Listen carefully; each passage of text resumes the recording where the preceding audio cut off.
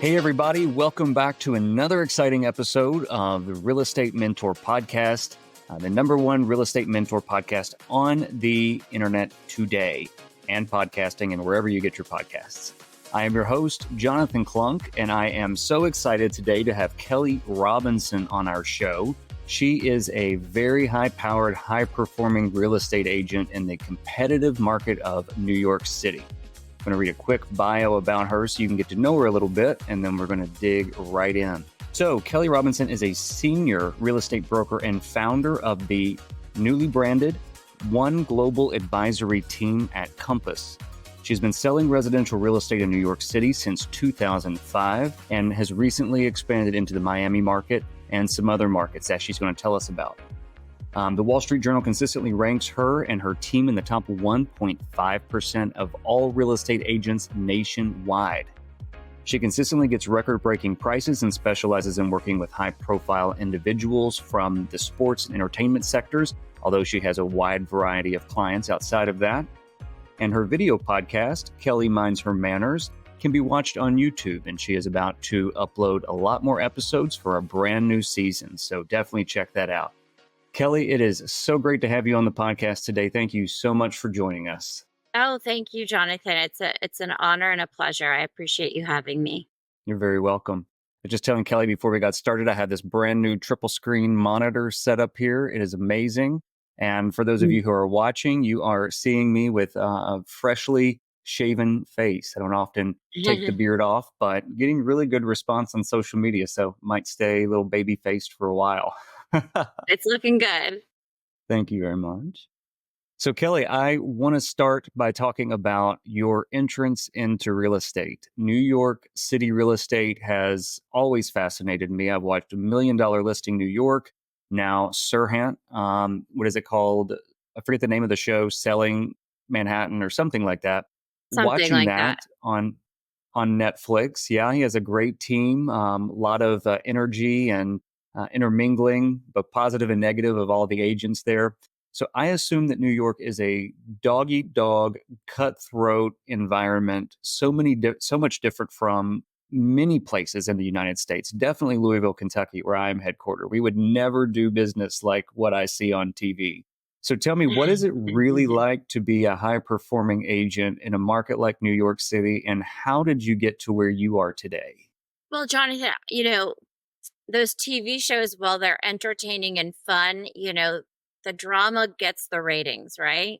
While New York can be a cutthroat place to do business, especially real estate, where everybody's kind of, eating what they kill. I found, especially in more recent years, that collaboration is really the way to do well. And Collaboration. yeah, collaboration. And, especially at Compass, where I've been for 7 years, that is such a huge theme for them. And, just right from the top, it's all about collaboration and cooperation. And I found it just makes such a difference in business when you're collaborating rather than fighting. So while New York might sound really big and scary, people can actually be very nice and easy to work with. And that's the number one key to good negotiation in real estate is the agent on the other side has to be your best friend throughout the entire process. They are not your enemy. Make them your best friend. And, I think that that's really key to being able to get deals done for your clients. Because if you have a bad relationship with that other person, if you're putting them down, if you're, being too direct or, don't know how to read the room and work with them, chances are this isn't the last negotiation you're going to have with them. Their name's going to come back up. You're going to be showing their listings. You're going to be writing offers on that. And you want them to have a good impression from you from the beginning. I've learned that the hard way. For sure. I mean, it's not only that, there are only a small percentage of us in New York that actually do consistent business. And so you are working with the same people over and over again. And, it helps to have good relationships also when there's inventory shortages and they might have something off market that they are not allowed to legally advertise or whatnot. And you might have buyers who are desperately seeking a home. And it might be the difference between you finding those people a home to buy and not, or vice versa. So I think it's super important. And I think, Chris Voss teaches it really well. And I'm sure you know who he is. Oh yeah, But, I got his book right over approaching, there. yeah, approaching every negotiation from a place of empathy is super important. Yes, hostage negotiators teach it best. Yes, they do. He's one of my favorites. So, one of the things that you specialize in is taking properties that are hard to sell, rebranding those, putting them back on the market successfully, and achieving top dollar on a lot of those, probably across all of your listings. Tell us about that process of what it looks like for the rebranding. I assume it was previously listed by a different agent, didn't perform very well, didn't sell. Now somebody seeks you out, maybe because of your reputation. When you go in there, you look around, what do you do to rebrand that property? Yeah, so sometimes it requires ripping up carpet or doing a renovation if it makes sense financially. Sometimes it just requires a little bit of zhuzhing and the right angles and the right photography. And I use a lot of video. I don't just do the video walkthroughs. I actually have a creative team who are incredible come through. We create a video that speaks to the target audience for that property and invokes an emotion. I love that. I use video a lot in my business too. I try Right. and tailor it to the property. I try and use music and different effects and things that we've seen recently on Instagram. They're very popular to be current, to really grab attention, because social media is all Yeah. about grabbing attention. If you have a great view, probably want to start with the view. If you have a great primary bathroom, then get naked, get in that bathtub with a bunch of bubbles, and stop the scroll so people will actually take a look. They might share it. They'll like it for sure, and that's all going to give the property more attention. So creativity is definitely key, especially with challenging properties. Yes, and that is so smart, Jonathan. You have less than a second to grab somebody's attention. You better do it fast. Can you tell us about maybe a specific property that stands out to you, either earlier in your career, maybe where you had a particular moment of genius and worked your magic, or something that was very high profile where it didn't sell, brought you in, and you made the changes that you needed to, and maybe you got it done in record time or for record dollar? What's some detail behind an instance like that? Well, I'll tell you about a property that I had a little earlier on in my career. I partnered up with another agent on this, and we went into this property. It was his contact and he was new, so he wanted, a little bit of expertise, I guess, from somebody who'd been in the market a little longer. And so he, Hmm. kindly brought me in. And this was a huge apartment, 5 bedrooms, 5 plus bathrooms, overlooking Central Park in a modern high rise. And it was Ooh, it was a great building. what's the list price on something like that? I think back then it was around $7 million. Okay. But this property had some quirks, right? So there was a giant green marble hot tub in the middle of the bedroom. There was a no fee ATM. There was a huge wood paneled bar that you would see in like an Irish pub with old TV screens hanging down, um, huge fish tank walls, a gym, a tanning room. It was pretty dated. So a dated look It was and dated it amenities. was a little dated. It was Static room. clearly and there was a family living there with some kids then, but it was previously one of the owner's bachelor pads, and it was very obvious. And Yeah. the most important thing, which was not disclosed to us, which we found out when we got our first buyer interested, was that it was 5 apartments combined, and they had never been legally combined. So Ooh. we had to Does that go. mean 5 transactions? We had to go through months of getting the permits and getting things combined legally and getting the certificates of occupancy and all of that stuff. And, time kills deals. So we had to do it at right. We had to get Hmm. the right professionals in there to help with that, the expediters and whatnot. And sometimes it really comes down to your network and who you know who's great in the industry who can help get those things Calling in done. favors. So you don't lose, yeah. So you don't lose a deal. And we did finally sell it to somebody who was willing to do a renovation and could see the bones that were amazing, and the fact that these views and 5 outdoor spaces were really going to be special at the end of the day. But that was quite the situation. And it was funny because we were Yeah. having an event there, which is something I do with a lot of my listings. And Okay. Like a broker's open yes, or an and actual event for the no, it was public. an actual event. So I like to throw events. It's something that I do on the side. I like to be really creative with them and bring in the types of people who might want to buy the property or might know somebody that might want to buy the property, right? So every Hmm. audience is going to be different at every event. Every theme is going to be different. I also always try to benefit a charity because I believe in giving back. But this particular event, everybody came in and, we really had to dress this one up because it was dated, and this one guy came in and he was Put some like, lipstick on it. yeah, yeah. This one guy came in and he was like, "This place is amazing. I could move in here tomorrow." And I was like, "Let's go." Must be a bachelor. Yes, he was very interested, but he did not buy it. But somebody who came to one of those events, that event, did buy it. And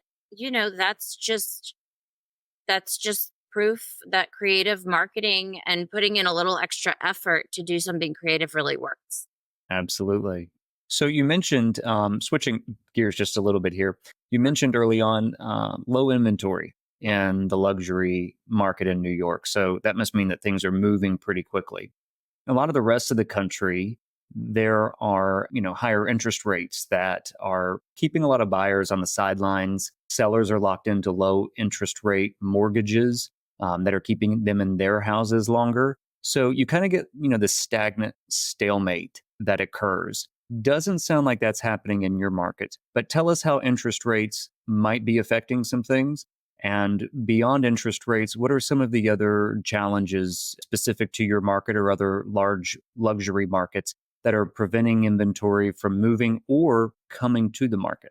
Yeah, so we do have limited inventory, and there are things that move quickly, but I wouldn't say that it's the rule, right? It's more of the exception. And I think a lot of that has to do with the fact that, unlike some of the suburbs around New York City, like Greenwich and areas of New Jersey and Mhm. Westchester, where things are on the market for a day and go well over the asking price, that's not really happening in New York so much, especially in the luxury sector, because we did not have that big boom like other places did during pandemic. And while we did You have probably an had the uptick, opposite. yeah, we had the opposite. Everybody left. And while we did have an increase a few years later, we never really caught up to the rest of the country. And so Mm. people are still trying to get top dollar for their homes. And, many of the luxury sellers did take a mortgage. Many of them didn't. New York is known for its cash buyers, but a Mhm. lot of people did take mortgages and did take them out after the fact because, wealthy people tend to be very savvy with their money and they want to remain liquid. So they are also dealing with this situation of, if they're moving within New York City, what can they get for their money if they sell? The other problem that we're having is that there are still a lot of people moving out to the suburbs and they cannot find anything to buy. So I've had a few listings that actually came off the market despite having a ton of interest in them because the sellers couldn't find a place to go that they wanted to live in. So that's kind of Yeah. our issue right now in New York. And those properties, I still get calls on from people desperate to find a home, and the sellers just haven't found anything to buy. They had to re-enroll their kids in school and whatnot. Yeah. So they might be there for, another school year before they even start looking again. Yeah. So there was recently also an Airbnb ban that went through all of New York. And I think that likely went into effect because of the housing market and probably more so the rental market than the apartment sales. How has that impacted the market in any way? Do you have more rental inventory that's available because there is so much now? Maybe people were leasing multiple apartments and they let all go but one because that would be their primary residence. Are you still seeing constraints that this action didn't work to alleviate the problem? Or what are your thoughts? No, so the Airbnb ban did not really affect New York City because Airbnbs were pretty much banned in every building prior to that. So the Airbnbs that you were finding Mm, in New York City were mostly illegal. So we didn't have a whole ton of them. People could Airbnb out their townhouse, but you really couldn't Airbnb out a condo or a co-op, and those make up 90% of the properties on over 90% of the properties on the market. So the buildings had their own rules. And then of course landlords, had rules against their tenants kind of subleasing hmm them out as as a Airbnb. And you could really get fined. Right, In like New the York City, arbitrage model. if you rent something for less than 30 days, you're subject to hotel taxes. Okay. So not really affecting the market or inventory too much. It didn't sound like it was that much of an issue at all. They're just cracking down on already illegal short-term rentals. Another big thing in the news right now are office conversions. A lot of buildings, and I think that there's only a certain number or property type specific, based on age, based on location, that qualify for the office conversion. It sounds like they're trying to pass some laws to increase the number of buildings where that can happen. How major is this shift from office space into living space? And do you think that there's demand enough and available financing to support all of these major conversions? Do you think office will ever come back and then they won't have buildings to rent? So they're going to be looking in other boroughs or cities. What's your thought on the overall landscape of what's happening in that space? I think I think it's going to take some time before we really understand what the effect is, because with all of the red tape and permitting and time it takes just to build and convert in Manhattan, it's going to take some time for those properties to be converted and us to see what the outcome is. I do think that it will help pricing in Manhattan if there's more inventory, just like anywhere else. The problem with a lot of these hmm buildings is that they're not built for residential. And so you almost lose the whole core of the building because you're just kind of building homes around the edges. As far as Yeah, because they all office, have to have windows. yeah, exactly. So as far as office space hmm is concerned, I think that, New York can probably do without all of the office space that it has, because while people are coming back to the hmm office more and more, I don't think it's ever going to be what it was. So most people are mm hybrid now. So we'll have to see how it plays out. I kind of thought that it was a great idea, but at the same time, it could take years, and who knows where the market's going to be in years. Yeah. It's like everything moves fast in New York City, except for things like, zoning, permitting, regulation that kind of brings things to a standstill Oh, yeah. sometimes. How has the culture changed, if at all, with, the absence of these businesses? And what type of people are moving to New York, if not for work or something like that, because their office is headquartered there? I found that there are a lot of tech people moving to New York, a lot of younger people Mhm. moving I've to New heard that. York. Yep. From San Um, Francisco of all places, like from one expensive city to another. yeah, They're city hopping these days, just to get as much in as they can before it's time to, settle down and guess move on to the next stage of adulthood. for sure. We're getting a lot of people from the West Coast, from San Fran, from Silicon Valley, from Seattle, moving here, and they tend to be younger people. You see a lot of parents purchasing homes with or for recently graduated kids. You're not seeing as many empty nesters, although some people do come back for a pied a terre or a part-time residence, but not for a full-time residence like they used to before the pandemic. And it was interesting because hmm everybody fled during the pandemic. And then you did for a while see an uptick of those people coming back to buy a second home in New York City. They weren't necessarily moving back full time, but they missed the culture and the energy that New York City has to offer. It's undeniable. That it's second to none for sure. Yes, for sure. Moving into the topic of international real estate, I know that you have done business in Dubai, probably other countries as well. I am fascinated by international real estate. Being with EXP, we're in 35 different countries. We have a record number of Americans who are retiring and moving to other countries. We have a record number of Americans purchasing second homes in other countries that they may just use personally or they may rent out using services like Airbnb and property managers. Tell us about your experience with international real estate, how you got into it, and how different it is doing business there than in the United States from a real estate perspective.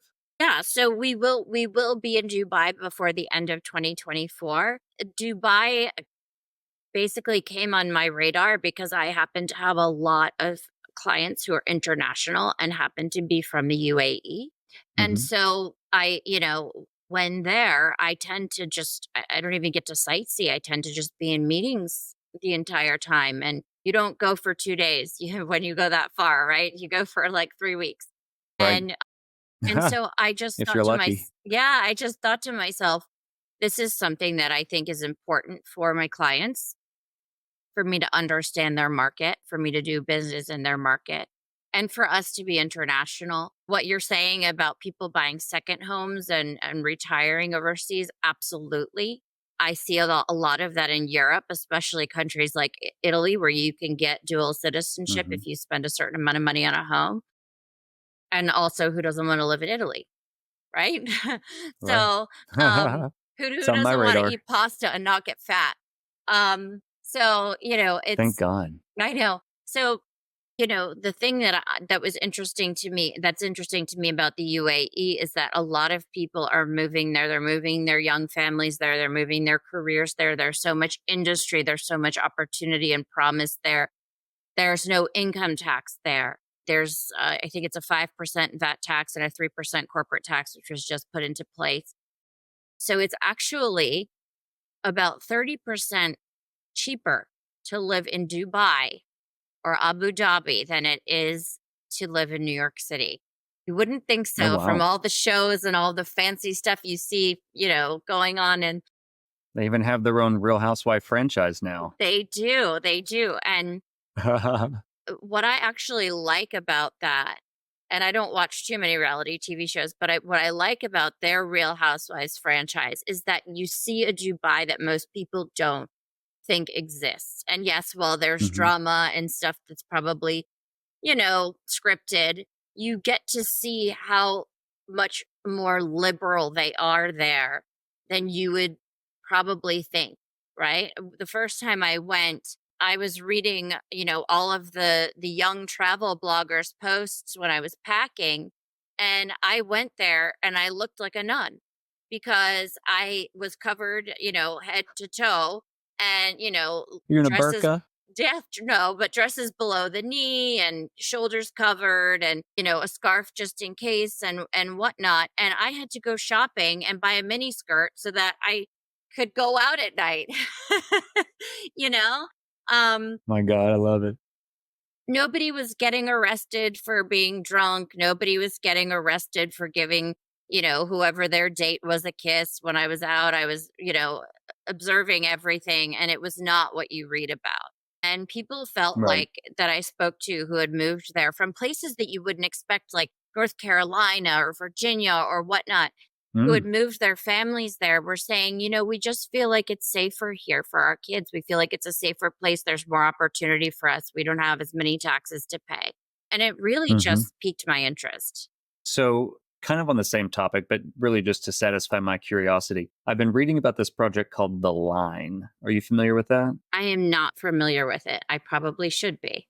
It is backed by the Saudi royal family. I think that they're bankrolling this. It's billions and billions and billions of dollars. I mean, I wouldn't be surprised if it gets into trillions, but it is a long, thin building that is just all mirrored glass that is supposed to travel like several miles. At I did some hear of about its peak, it's going to be as high as the Empire State Building. It's going to have schools. It's going to have shopping, like everything that you need to sustain an economy. It's going to have this, and it's going through the desert. Like there's literally at this point nothing else around it. And they're talking about birds are going to be flying into this glass. You're disrupting the ecosystem. They can't, get from one side to the other. Who's going to live here? How are you going to make it charming and attractive?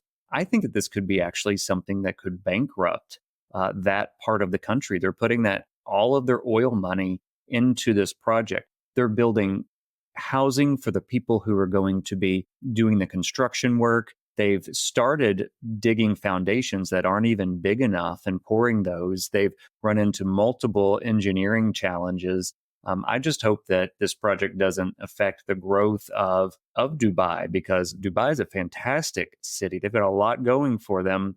And one bad move like this could really cause a lot of trouble and increase taxes and all of those things to help cover the losses. Yeah, absolutely. And I'm sure I will learn a lot more about it when I'm there this fall getting licensed.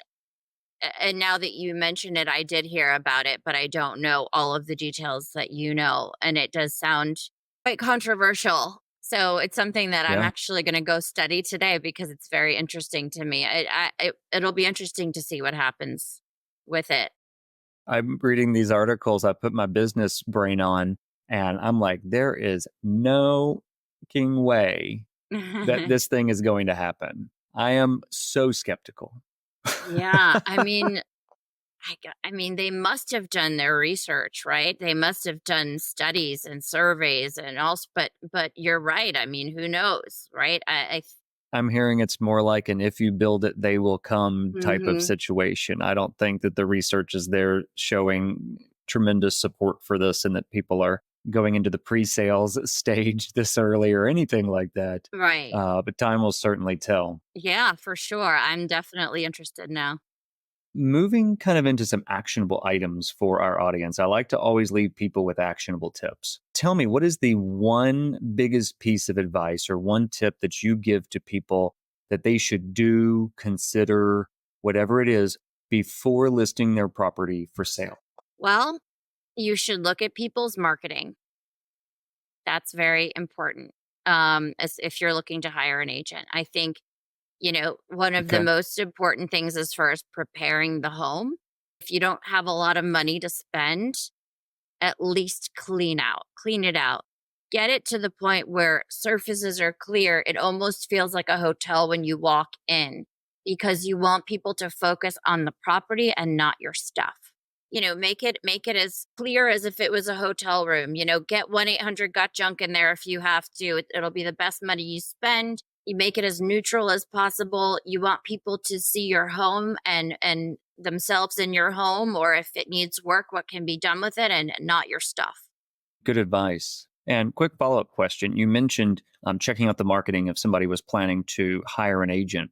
Do people attempt for sale by owner in New York? They do, but it's kind of few and far between. Okay. Probably Yeah. have to have a big network if you want to sell it. I don't think that there'd be many vehicles and, very crowded space to get attention if you're not using, the MLS and all of the reach that agents have, especially there. Yeah, and I think even if you do have a big network, most of your network is going to probably advise you to use their agent. People really appreciate how hard we work in New York City. And New York City is a different animal. There are a lot of hoops to Mm. jump through. There's co op board approval for, over 70% of the properties for sale are co ops, and they can turn a Wow. buyer down and not say why. So you want somebody who's really Oh my familiar with gosh. the co-ops and the co-op boards and can put together a wonderful package and make sure that the buyer is qualified and can micromanage if the buyer's agent is new or isn't the most buttoned up when it comes to putting together a purchase application. It's very, very important. Hmm. Well, I think I know a lot of HOAs that would like to have the same type of power that these co ops do. So don't get any ideas out there, HOA presidents or treasurers. We've been trying to get legislation passed that forces co-ops to give a reason, just so that we can make sure that they're not violating fair housing laws and whatnot. Absolutely. No reason is ridiculous. Yeah. Wow. Okay. Last question I have for you. You told us about kind of cleaning out and doing all of that. That's kind of the basics. What are kind of your top five things? Like when you're walking through properties on with the buyer representation, what are the things that they're calling out to you about some of these spaces that you might take away from that in today's environment and then go back and tell your other sellers, hey, I'm working with these buyers and a lot of people are saying that they don't like this or that this would make the property better for viewing. What are some of those things? Well, in New York, things like a washer and dryer are really luxurious things to have in your home. So, for example, if somebody put in some weird random powder room where there could have been a laundry room, people might scoff at that. People might have a problem with a property that is facing all brick walls and doesn't have much light, and therefore a Mm, seller should maybe invest in some great lighting in their home. okay. I would say, curb appeal is really important outside of New York City, right? Somebody else might have given you the tip that if you're going to sell your home, the first thing you should do is make sure it has great curb appeal. But you're walking into Hmm. buildings, and yes, the lobby and the building matter, but not as much as the home in New York City. When somebody walks in, you want it to smell clean. You don't want it to smell like, dirty gym clothes or musty or Or Febreze for that matter. Febreze. I've also done some research on scents and psychology, and they say that Mm, pine scents or Fraser fir scents and citrus scents, especially lemon, psychologically draw a buyer closer to a home. They're clean. okay. They make people reminisce, kind of like people, back, still probably do bake cookies. Lemon Oh, and yeah. pine are very popular scents if you want somebody to get a little more attached to your home. And those are so easy and very inexpensive things to do. Yeah, and who doesn't want that? So lemon and pine, but not pine sol. That's offensive. Yeah, probably. I usually get one of those great Fraser fir or pine candles or, a lemon scented candle. Hmm. I'm gonna try that next. I'm gonna let you know how it goes. Yeah, you should. I was just going to say, in New York City, closet space is also a luxury. But Hmm. you really want your closets to be tidy. So instead of shoving everything into your closets for showing, just just purge, get rid of stuff, make sure your closets are tidy so people can see the type of closet space that they're gonna get. Yeah, I don't understand why people don't clean them out. It's like, first of all, somebody's going to look in there because they're not just taking pictures for a magazine. They're thinking about buying this house. So let me see the closet. And number two, when it is packed full of stuff, they're thinking, how am I going to fit everything that I own in here? You Yep. have to make it look like there's room for more than what you already have in there. Yeah, it's true. The last question that I have for you is, as somebody who's in the top 1.5% of all luxury agents nationwide, what advice do you have for any real estate agents who are listening out there today who are interested in breaking into the luxury space or who are trying to but having difficulty getting their footing? Well, look, you've got a network, right? But I think from like a technical standpoint, I think joining a team if you're a newer agent or you haven't become an agent yet is so important. You're going to get so much more of an education. So do your research, find out who the top teams are, even offer to work for them for free for 3 months if they're a very difficult team to get a spot on. It will pay back Okay. dividends in the future. You will get such an education. You will start to get put on luxury properties immediately. People will start to associate you with that type of a property, and it will help catapult your career. Wonderful advice. Any other little tips? Yeah, I mean, I think again, back to the collaboration, be collaborative with other agents, network with other agents. You can learn so much from your colleagues. No deal is the same. So if you're looking to get into this business and you want to learn, talk to other agents, become their friends, help them out. Help them out with an open house. You can never have too many networks. You never know when that person is going to retire and they need to pass their book down. Absolutely. And I'm glad you said open house. That's a great place for any agent to start. If you reach out and want to work for free for other agents, just offer to hold an open house at their listing on a Sunday from 2 to 4. Choose the best listing that you can find, and you would be surprised the number of people who come through who are not represented or who are represented, but they might not be happy with their representation. I always see open houses as my opportunity to sell myself. Yes, I'm here to sell this property, but let me show you the experience of what it would be like to work with me. And I picked Absolutely. up so many clients through open houses, and then their referrals, and then they sell. And it's really the gift that keeps on giving. It If you're is. new to the industry, do an open house every Sunday for as long as you can at different properties and start building your database of people who come through those doors. It will explode your business. I just Yeah. don't like doing open houses every Sunday. I go to brunch first, and sometimes have a few cocktails. Yeah, I mean, look, and you'll also get to see the inventory. You might have a buyer and maybe the pictures or the listing description doesn't show something that's really important to your buyer. And when you know everything that's on the market because you've physically been in this space, not just to preview, which doing an open house is so much better, has so much more of a potential impact on your career than just going and previewing a bunch of places. If you know that inventory Yeah, and you have to go and sell it for a day, then you're going to be able to help people who are looking for homes easier. absolutely. Kelly, thank you so much for joining us today. Everybody, thank you for listening in. We have Kelly Robinson with us. She is part of the One Global Advisory team at Compass in New York City and one of the top 1.5% of all luxury real estate agents across the country. Kelly, please tell everybody where they can find you, your YouTube show, your Instagram, all the other handles so that people can connect with you and keep up with your growing career. Yes. Well, first of all, thank you so much. This has been so fun and you're so fun to talk with. And you obviously know your stuff. So you can reach me at kelly.robinson@compass.com. That's Kelly with a Y. And you can find me on Instagram at Kelly Robinson New York. That's all spelled out, or One Global Advisory. My podcast is Kelly Minds Her Manners. That's manners with an O. And that also has its own website. It's on YouTube as well. Wonderful. And if you'd ever like any other guests on your podcast, I would love to join you and maybe we can find something to talk about. I would love that. I think we should put it on the calendar. Well, thank you again for joining us. Everybody have a great day.